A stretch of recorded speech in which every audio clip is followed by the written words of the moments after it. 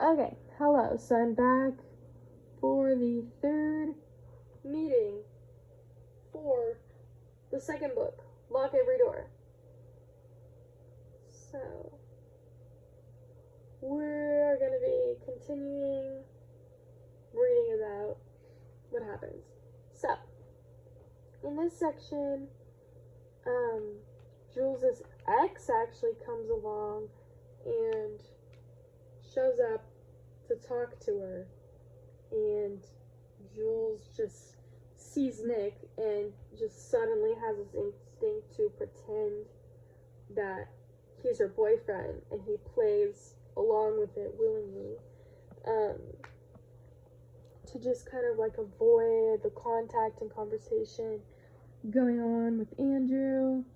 And I have personal connections to this situation because there's been instances before where, you know, not even just exes, but like old people from my life just come back and want to talk to me, and I just make some kind of excuse to avoid the situation, avoid talking to them, because the situation is just gonna bring negativity, you know. She just feels like talking to Andrew is just not good for her, like he cheated on her.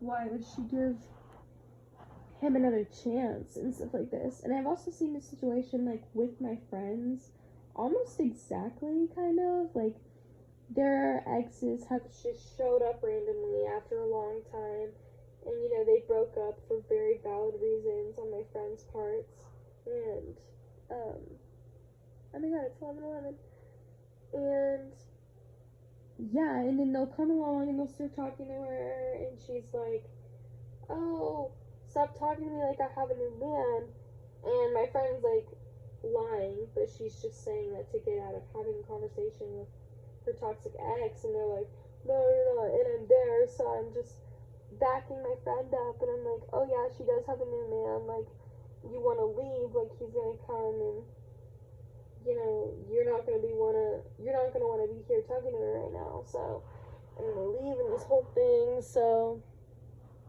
I have connections in multiple different ways to that instance. I feel like it's a very, you know, common thing that could occur. So, um, next, Jules asks Charlie about if there's any security cam footage of Ingrid leaving, but he says the camera malfunctioned around them. So, instantly, when I thought of this, like,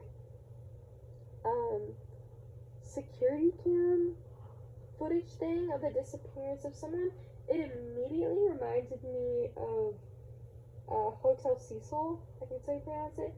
But I don't know if you might have seen this or not, but I watched a documentary on it, and it's this hotel in LA, and there's all these like mysterious things and creepy histories of things that have just happened there, and you know, no one necessarily thought that it was like anything related to a haunting, but there's just always like drug dealers and not good people just coming in and kind of just like lounging at this hotel because it's cheap and they don't have anywhere else to live.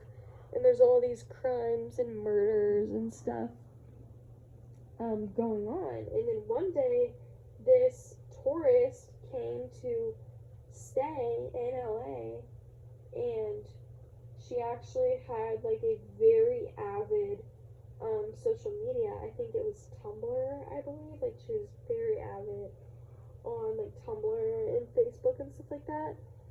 And suddenly she goes missing. And when they're looking into this, they look into camera footage at the hotel, and there's no footage around the time of her like coming back or anything, because she like doesn't. So they're looking at footage of her leaving and everything seems normal. And they look at footage of her like in the elevator, and they see just like creepy activity. And this girl, I forgot her name, but she's clearly freaked out about something. and like they study this elevator footage and just really look into her mannerisms and stuff like that, because if they didn't look at that, they would have just thought, oh, she left and something probably happened to her like outside of the hotel, you know, like she didn't bring anything with her. But when they looked at this elevator footage, they found that she was like running from something inside the hotel, and there's these weird glitches and stuff like that, and she's having like a manic episode, almost like a breakdown, and you know, just clearly very freaked out about something in the hotel. So that kind of signifies that something was going on within the hotel, and it wasn't something that she just left. And you know, so taking it back to the book, just the fact that there is no footage of this incident doesn't really give them a room to look into if Ingrid was scared of anything in this apartment complex or not. So they don't know if she just left for like outside private reasons. You know, everyone's kind of assuming she didn't just leave for valid reasons, because she would have said something, but they don't know what it had to do with, or what specifically in the hotel kind of triggered her to leave or something like that. So it's just, you know, very odd, clearly, that the cameras malfunctioned around them. I'm thinking either Charlie was lying and they did have footage, or someone turned them off and purposefully made them malfunction around that time, or they did malfunction around them because it's like haunted. But whatever happened, you know, it's just clearly not normal and wasn't just a coincidence. Something definitely suspicious was going on for that footage to not be there. So yeah, Jules continues and she visits some other people. She visits Marianne, and Marianne claims that she knows nothing about Ingrid, but Jules kind of thinks that she seems to be hiding something just based off her mannerisms. She keeps looking away, and just how she's responding to the questions, and she's very short and just like, oh no, I didn't know her, like I didn't know her. And you know, Jules thinks she does. So Marianne actually warns Jules to stop asking questions. She's like, stop asking me questions, like, or else, basically. So Jules is like, okay. So Leslie sees her leaving and like gives her a warning about bothering the residents, because that was one of the rules she had stated in the beginning. And she says she's going to be kicked out if that happens again. So you can see that weird rule is kind of reflecting Jules' current actions, because, you know, to like figure this out, what happened to Ingrid, she needs to be bothering other residents. Like, you would think if this is something that happened to someone, everyone would be bothering each other. Like, not bothering, but everyone would be asking each other questions, and police would be there. Like, everyone would be bothered. So I think it's weird that she just like brought up this rule again. I'm starting to think that I still think it is kind of a haunting, but I'm starting to think that like the people have something to do with it, or like there's some secret that if someone figures out, or if they like know too much information, then they like tell them to leave and threaten them or something like that. That's my very vague, unsupported prediction, because I don't really have anything to go off of here.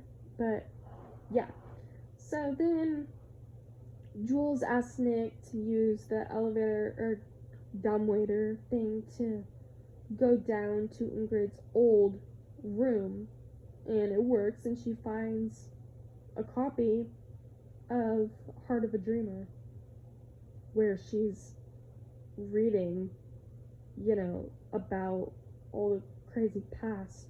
So I'm thinking clearly Ingrid had her suspicions and knew something was going on. But yeah. And then back in the apartment, Jules and Nick get caught up in the moment and they end up sleeping together, which I think that's a horrible decision. I think this incident was just like kind of random, and I think that the author would not have thrown that in there if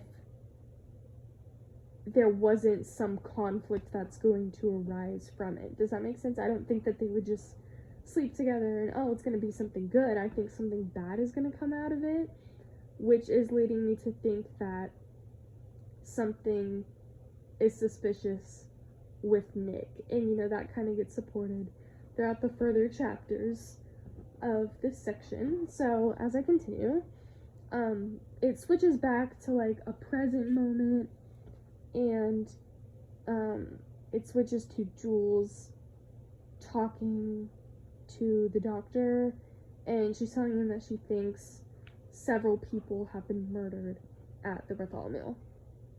So then it goes back to 2 days earlier. So I don't even know if I ever said this, but the 5 days earlier, and 4 days earlier, 3 days earlier, 2 days earlier, I'm like almost certain that is to Jules waking up in the hospital, just, you know, based off, like, it's pretty given. I don't even know if I have to say that. But, yeah, so then Jules wakes up at Nick's, and she heads back to her apartment, and she drops her keys in the grate next to the door, and she ends up, like, unscrewing it to get her keys, but there's some other fallen items, including a cell phone, so she charges the phone, and there's a picture of a woman on the save screen who she's seen before. This is on Nick's phone, keep in mind. And outside, there's a missing flyer. Like, the person is missing with that woman's face on it, the same one as it was on the cell phone. And the name on the poster is Erica Mitchell, who was the previous sitter for 12A, and she was last seen 12 days ago. So she calls the number on the poster, and Dylan picks up, and she identifies herself, and it hangs up, and he texts her to meet him at this museum instead. So, you know, this is starting to get more intense. Like, she just sees Nick's phone, or I mean, we don't even know for sure if it's Nick's phone, but she finds this cell phone next to the door with this missing girl on it, and it's the same girl that disappeared from sitting in the room that Jules is sitting for. So this is just all creepy and whatever, yeah. So then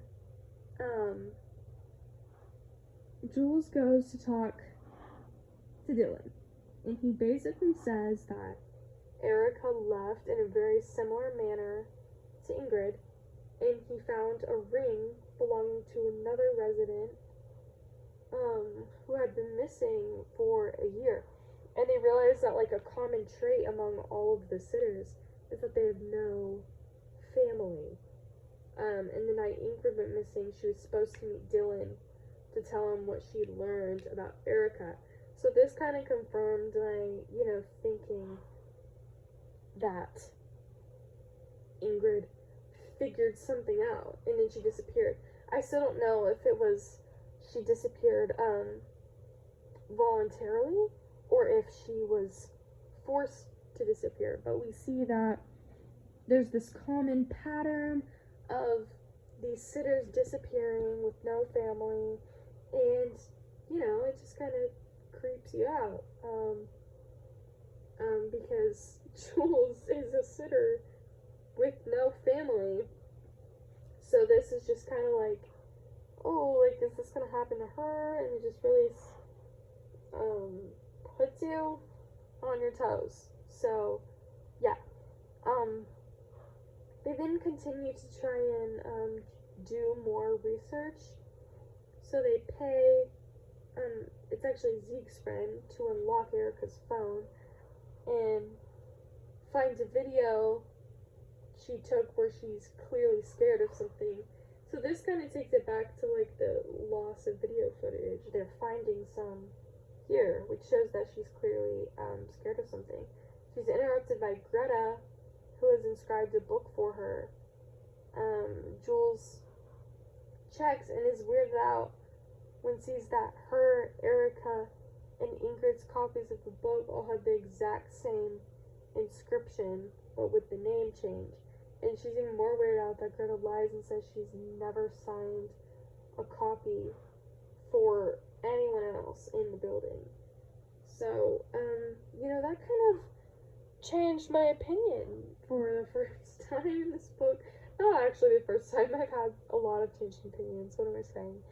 But this was a big one because I was thinking that Greta was innocent, but now I'm thinking that Greta's a part of it because, she has that legacy family tenant thing, and now she is connected to all these sitters disappearing, and there's a pattern. So, yeah, that was kind of the incidents that were happening here. So now I'm just going to answer some questions for the last couple minutes of this meeting. One of these is, what are your thoughts on the book's structure? So one thing that I was thinking is the book could have done without the time period flashbacks, if I'm being honest. So you have those minor parts where it switches to quote unquote now, and it shows Jules in the hospital and how she's running and scared of the Bartholomew. And I guess, it just gives like foreshadowing, or not necessarily foreshadowing, because it was not ahead of time, after time, if that makes sense. But you know what I mean. It just like you know half of what's gonna happen, and I think that literally my predictions and everything would have been the same without that, because obviously, like, just with the context clues and the stuff happening, I still would have known that the Bartholomew is weird, and Jules was suspicious of it, and all this stuff, and it's just like, I didn't necessarily have to know that she ends up in the hospital running from it, because that kind of spoiled it, to be honest. Like, I could have done without that, and just read and figure that out as I go, because I don't know if she threw that in there so we know that there's something wrong with the place or whatever, but I think that'd be pretty signified still with all the weird stuff happening without that time period flashback. So that's my only thought on the structure. Other than that, I think the author's writing style is great, and as I was saying, like, it's very different from stuff I read, and I find it like kind of interesting that you just have no clue what's going on. Like, so much is happening, but nothing is really gonna unravel until the end. I feel like we're not gonna know why all these people are disappearing or who's behind it and all this stuff until the end. There's lots of different suspicions and opinions I've created throughout reading this, that so many of them have changed, some have stayed the same, like my predictions of the people who are going to be evil or whatever. So yeah, that's that. This other question is, did the book feel real to you? So that is one of the minor reasons why I don't love this book as much, because while I do love like murder mystery stories, I don't like the super unrealistic ones. It felt real in some cases where I could relate it to like the Hotel Cecil and things like that, and other cases that have happened in real life. But overall, this isn't like, it feels fake. Like, it feels like a book. I'm not reading it and I'm like, oh my god, this feels like a cold case that I'm trying to crack. Like, it feels like a book. So I am gonna say that.